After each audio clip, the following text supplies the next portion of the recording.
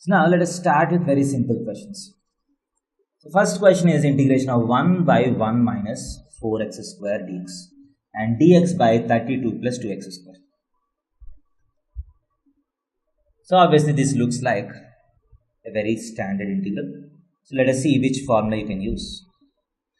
So I can write as integration, or if I take 1 by 4 as common, this can be written as 1 by, if I take 4 as common, so 1 by 2 whole square minus x square. If I take 4 as common, here 1 by 4 is 1 by 2 whole square minus x square dx. And this looks like 1 by a square minus x square dx.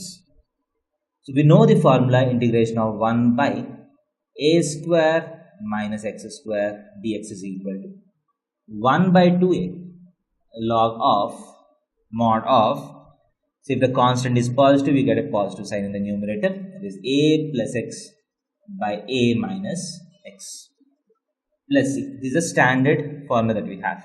So if you apply this formula here, in the place of a you have 1 by 2.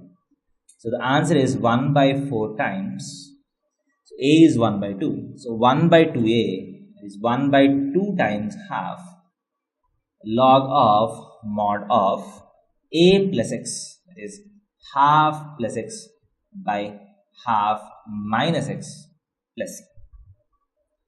So 2 and 1 by 2 gets cancelled. So 1 by 4 times log of, so if you take the LCM, you get 1 plus 2x by 1 minus 2x plus c. So this is the integration of this function. Next, if you go to this function, so this looks like integration of dx by, if you take a 2 common, x square plus 16, that is 4 square. So this looks like dx by x square plus a square. So we know that integration of 1 by x square plus a square dx is equal to 1 by a tan inverse of x by a plus c.